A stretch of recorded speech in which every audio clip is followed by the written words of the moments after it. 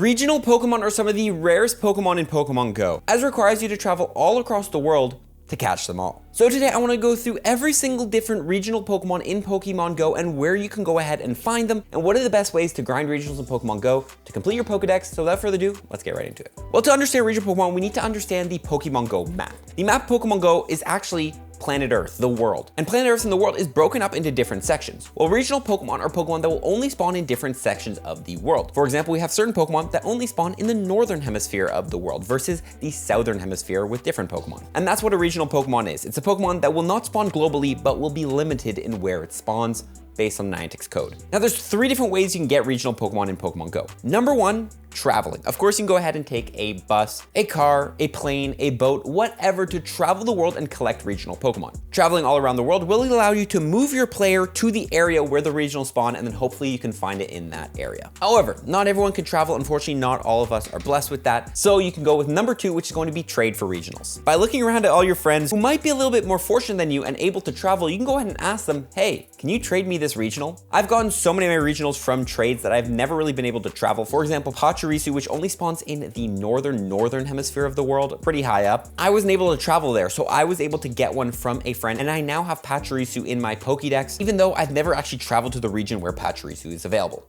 Note, however, trading for regionals can be a bit expensive because you don't have them in your Pokédex, so definitely just keep that in mind. Number 3 and final method is going to be during special events. Niantic has done this in the past plenty of times in which they allow regionals to spawn globally or be in raids globally. For example, we've seen Heracross, shiny Heracross in raids. We've seen Corsola in raids. We're also going to be seeing Sigilyph spawning during GoFest in New York, in-person GoFest. We're going to be seeing Pachurisu and Carnavine spawning during global GoFest, and so many different regionals sometimes just appear in special events. So it's not always required to travel across the world to catch the regionals, and sometimes you can just be patient and wait for them to appear in events. But with that all being said, let's go ahead and break down all the regionals, where you can catch them in Pokemon Go in the world, and what are the best ways to grind them. First off, we're going to have the Pokemon Farfetch. Now, Farfetch will appear in South Korea, Taiwan, Japan, and Hong Kong, and yes, Farfetch can be shiny. Over there on the east side of the world, definitely can go ahead and grind. We're also going to have Kangaskhan, which is going to be a regional Pokemon to Australia. Kangaskhan can be shiny, and you can go ahead and grind it shiny if you are over there in Australia. And definitely keep them if you're in Australia, because those are pretty rare Pokemon. We'll then have Mr. Mime as a regional, which Mr. Mime is going to be only available in the Europe region. So you can find Mr. Mime in the wild in Europe, and you can also find Junior Mr. Mime in Europe. However, Junior Mr. Mime, the baby form Mr. Mime, can only be available from 5-kilometer eggs you collect from Europe. So to get Junior Mr. Mime, you're going to want to go to Europe, spin a stop, find a 5-kilometer egg, and then hatch it into Junior Mr. Mime, which can of course be shiny. Next up, we're gonna have Tauros, which is a regional in my area. In the United States and Southern Canada, you'll be able to find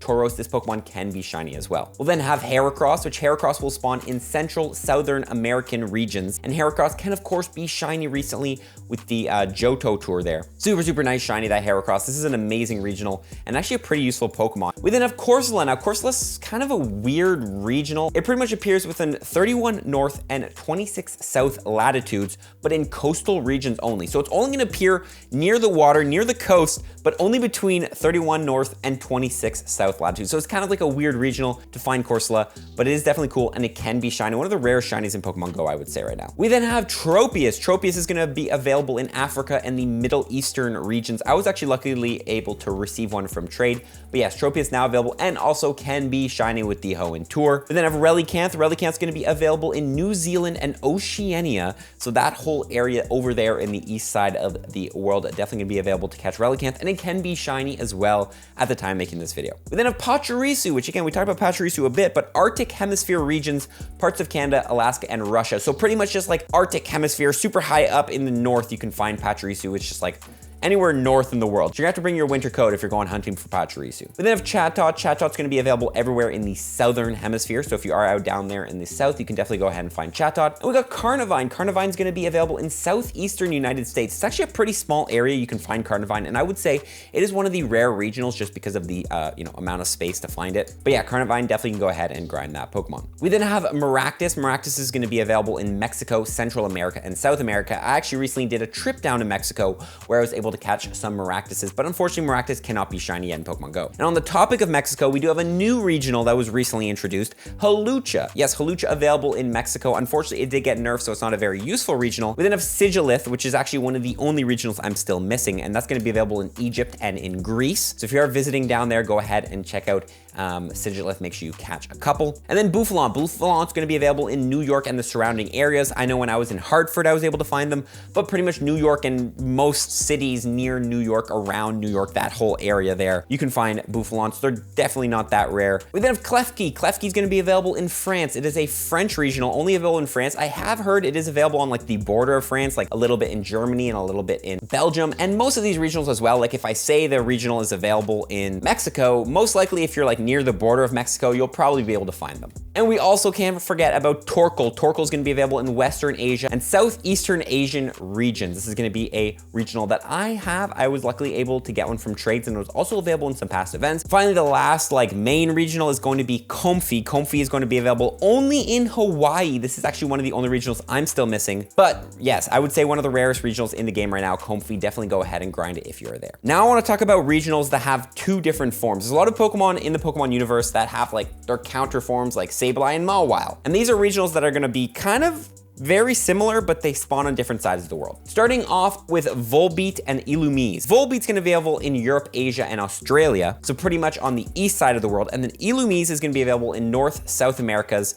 and Africa. So that's the one I have, but pretty much the world divided in two, you'll see Volbeat and Illumise. Next up, we're going to have Zangoose and Seviper. These ones, again, we're going to split the world exactly how we did for Volbeat and Illumise. Zangoose will be available in Europe, Asia, and Australia. Meanwhile, Seviper available in North, South Americas, and Africa. Both of these can be shiny and definitely cool Pokemon to get. We also have Lunatone and Solrock. Lunatone's gonna be available in Europe, Asia, and Australia. Meanwhile, Solrock, North and South Americas and Africa. Simple split down the middle there. You should be able to see which regionals you are getting and which ones you are not, depending on where you live. That also brings us the context of EC and West Sea Shellos. And yeah, they split pretty much the same as the other two there. We're gonna obviously have West Sea Shellos available in the Western Hemisphere, while EC Shellos will be available in the Eastern Hemisphere. Now, these Pokemon are actually getting their shiny release during Global Go Fest, so you can definitely go ahead and grab them then. But for now, they cannot be shiny available. We also have Sawk and Throh. Sawk's gonna be available in Europe, Asia, and Australia, while Throh will be available in North and South Americas and Africa. Again, the exact same division we just talked about. You got Sawk or you got Throh. We also have red striped and blue striped Basculin, gonna be the exact same division as the East and West Sea Shells. We'll have red striped Basculin in the Eastern Hemisphere and blue stripe in the Western Hemisphere. We'll also have Heatmor and Durant. These two regionals will be split up across the world. Heatmor only available in the Eastern Hemisphere, meanwhile Durant only available in the Western Hemisphere. Now that brings us finally to the 3 division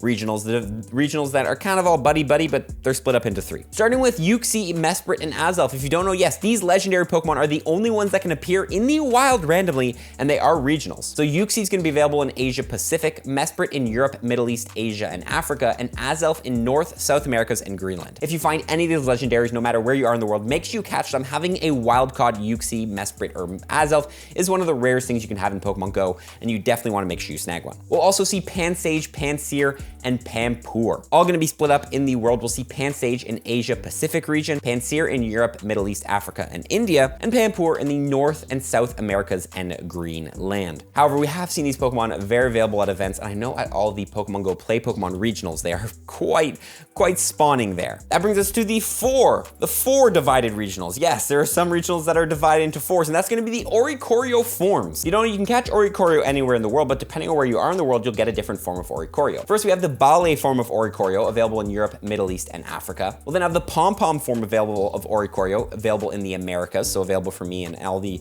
Americans. We'll have the Pao style of Oricorio available in Africa, Asia, Pacific, and the Caribbean islands. Finally, the Sensu form available in the Asia Pacific region. So that's going to be the division of all the Oricorio forms. None of them can be shiny yet, and they're not that useful, but they are cool to collect if you do travel the world and collect those regionals. That brings us also to the Flabébés. Flabébé you can catch anywhere in the world, but depending on where you catch it, it'll have a different flower color. The red flower Flabébé will be available in Europe, Middle East, and Africa. Meanwhile, the yellow flower Flabébé will be available in the Americas. Americas, and the blue flower available in the Asia Pacific region. So yeah, depending on where you catch those Flabébés, you'll get the different colored flowers, and if we do see the return of the Valentine's Day event, usually they return with the other colors because I know Flabébé has all sorts of different flower colors. Flabébé just loves those colors. The final thing I will mention is going to be the Furfrou forms. Yes, Furfrou in the regular form is going to be available anywhere in the world. However, if you don't know, you can actually form change or costume change Furfrou into its different forms. Depending on where you are in the world, you'll have access to different ones. So although this is not really a catch regional, it is technically still a regional in which you can only,